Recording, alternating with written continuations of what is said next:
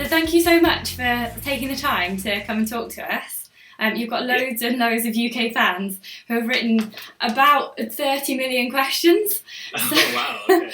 So I'm going to try and ask as many of them as I can. First of all, Courtney Pepper, she wanted to know how you trained for the Appalachian Trail. Was it different to a 100 miler?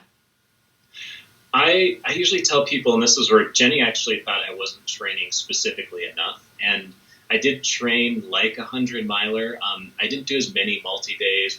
We didn't get any time to rehearse, like a 4-day kind of stage run to kind of check it out. So I used to always tell Jenny, 20 years of running ultramarathons and training for ultramarathons, and 40 years of life is my training. So that's the way I would answer that one. Like, I did some carrying of a backpack, like a weighted backpack, up and down some of the mountains around here in Boulder, but to be honest, I could have done more specific training, but I used stuff that had worked in the past for my regular ultra training. And it's just hard to train for 350-mile weeks. There's just no easy way around it. I knew my best asset would be being adaptable, treating injuries as much as I could on the go, because they're almost inevitable. Fantastic. I've read the book and I was with you every step of the way. It was like I was there on the Appalachian Trail through the mud and everything. It was quite incredible what you put yourself through. So Nick Wells wants to know, how do you prepare yourself mentally for this sort of challenge? Mentally, I think, again, I was drawing on all the life experiences, my racing experiences, and a lot of it would come down to, okay, what is the situation? How can I deal with that? If it's an injury or if it was just me, like getting in a rut of just like, I can't go on. I had to utilize other methods to inspire me. So I drew a lot of strength from Jenny and all the troubles she had and her miscarriages, and just seeing how strong she was. I drew strength upon my mother, who had MS for 30 years. And I would try to focus on small goals, looking at the goals ahead of me as getting to the next road crossing, finishing the day with 50 miles, instead of taking it all in one big chunk of like, oh, I have 1,500 miles to go, or I have 2,000 miles to go. I had to look at it in small pieces. And then I used music. I used all kinds of different mental tricks, I guess. And some of those things, too, were the perspective of other people who came out and ran with me. They would tell me stories about things they had been through in situations. And they would tell me about the history of the trail and the animals and things like that. And that would just take my mind off of, some of the difficulties that I had going on. Distraction techniques. Yeah, definitely. It was so far as well. I was just really struck by the distances that the average distance you covered a day to cover over 2,000 miles, averaging, 47 miles a day if you average it out. Yeah, definitely. And there were days, of course, longer than that. There were days shorter because I was injured, but it was just day in and day out for 46 days. And I think that's what makes it so unique. A lot of us, do our one-day races and challenges, and I've also done the Bob Graham, as you know. Yeah. Those are great, but you don't have to wake up the next morning and do it all again. And I think that was unique about the AT and doing a multi-day adventure, is that you had to be, I had to be ready to go again each day. I wasn't in the best condition each day, and it took me a while to get going and get into a rhythm, but I had to be out there like right away doing the same thing.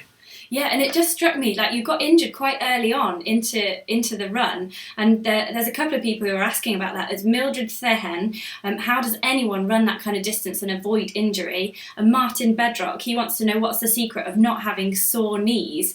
So can you, you did get injured, so I don't know how you're going to answer that one. To answer that one, there is no avoiding. Injury is inevitable when doing this kind of mileage and that type of terrain. It's a matter of managing those injuries and getting them to recover while I was still moving. So that's where running, there were 2 days where I had to walk every single step because running was impossible. And I knew I had to keep that, that level of stress at a minimum while still covering ground. And so to answer that question of like, how do you do that with the knees? I had a bad right knee that was causing me a lot of trouble. Not to ruin the story in the book, but in North, I described this a lot. And it was a matter of how can I lessen the load on the knee, using my poles, trying to just minimize the impact, icing like crazy, just doing everything I could so it would try to turn the corner at some point. And that's what's tricky. So I think using experience, but then using intuition, and that would be my advice for everyone, is find a way that you can, minimize the strain and stress. Don't just keep running on an injury because, you feel like that's the only method. Like, find a way to at least get some recovery going and some healing and rehab. And that brings us on quite nicely to Tim Jones's question, which is about how do you fit in any cross-training at all? Like, with all the mileage that you do, like, do you ever take a break from running to recharge and do some cross-training? Definitely. I'm a big fan in taking breaks. Sometimes I do some skiing. I don't, during the actual season or say a training window that I'm training for something, I do a little bit of commuting by bicycle, but I actually don't do a ton of cross training. I do strength training, which I think is critical. As I mentioned, I did some specific strength training for the Appalachian Trail. So I would, load up the backpack with rocks, hike it to the top of the mountain, empty the rocks. Sometimes I'd use water so that I could empty it for the downhills, so I wouldn't be putting too much load. So there's ways, I think, of doing specific strengthening, and I think a lot of runners shouldn't shy away from strengthening. I feel like a lot of runners just want to focus on endurance. Oh, I'll bike, or I'll do some skiing or whatever endurance activity, but definitely spend time in the gym or do specific strength training. That's really the best method. Do you have a certain, are there sort of 3 best exercises that you always go to? Like, I don't know, are you a squat man or a plank man? What's your secret? I definitely do a lot of core stuff. So whether it's planks or modified planks, I like to add, I think, dynamic environments too. So using a Bosu ball or gym ball, a wobble board, those types of things are really important. So the core strengthening is definitely critical. Other things that I'm a big one-legged exercise guy. So when it comes to strengthening for running, I always advise runners to do things one-legged because that's what you're doing when you're running. And so a lot of one-legged mini squat, partial squats, those are critical. So for people who have issues with their knees, their hips, can't say enough about those things. I'm just having a go now. That's like a one-legged squat just there. There you go. Yeah, so you could even do that whilst you were boiling the kettle or waiting for the microwave to ping, couldn't you? Yeah. Definitely. Okay, right, we're all going to be doing those now. So just a few questions about people who are thinking of taking on a similar type of challenge themselves now. There's a guy called Rob Allen who he'd love to know what advice that you have for a novice runner who wants to run 1,000 miles from John O'Groats to Land's End. That's a famous, it's sort of the top of the UK to the bottom. And Jeff McCarthy wants to know, could a total amateur manage something like the AT with the right training? Definitely. Now, like I said, the big thing is you have to be smart about the injuries because we all get, certain tweaks and, things that are going to go on.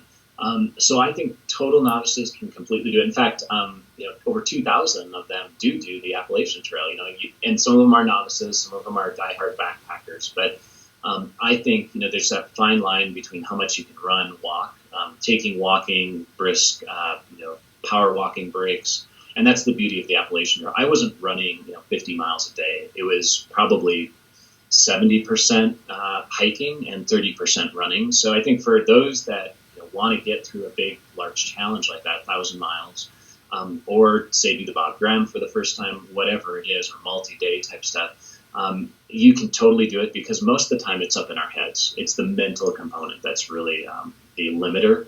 Of course, you have to do the right things in terms of fueling the body, drinking enough water and electrolytes, but beyond that, it really comes down to mental capacity and how bad you want it and how smart you are in terms of adapting and making sure that you're not causing more injury. That's really good advice. Fantastic. And that leads on quite nicely to Peter Wright's question, which is he wants to ask you for your top 3 tips to keep motivated during training for ultras. So not in the race itself, but training. For training, I think, set goals for yourself that you can kind of use as benchmarks. I don't always run with a watch and time things, but I think once a week or maybe it's every other week, time yourself on some type of route. Not that you have to have a race or time trial with it, but gauge progress of, say a favorite climb or if you're somebody who doesn't have mountains near you or hills, maybe it's something you do on a treadmill, or maybe go to a track. But have like a benchmark goal that you can check it every so often.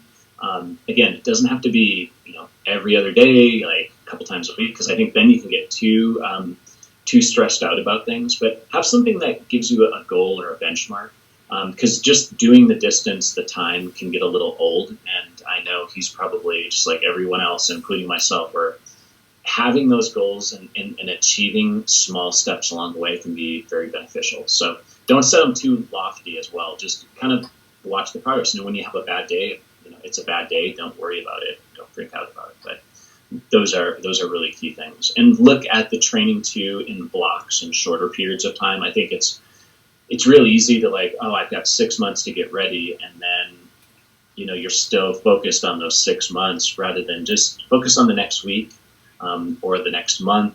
Don't look out too far ahead. Fantastic. And so Tom Barwick wants to know what research you did beforehand. He said, did you read Bill Bryson's Appalachian Experience, A Walk in the Woods, for inspiration?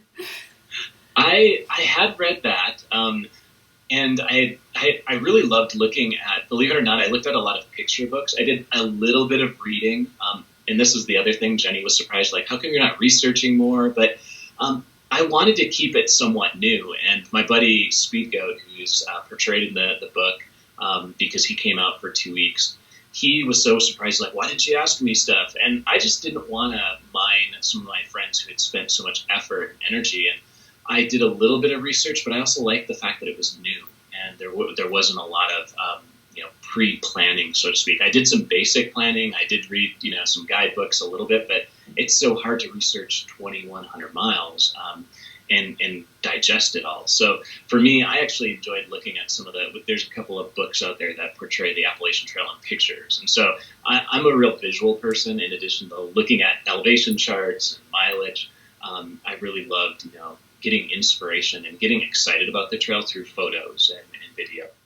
It did sound like a real adventure. It's just something you just always wanted to do. It definitely. It had been on my list to do a national scenic trail. I didn't think I'd be doing the Appalachian Trail because I thought, most of my stuff was out west. I enjoyed the Pacific Crest Trail, really had an affinity and attachment to that. But the Appalachian Trail, because it was so new, was it became this different type of challenge. And I think that's what really sparked the fire again.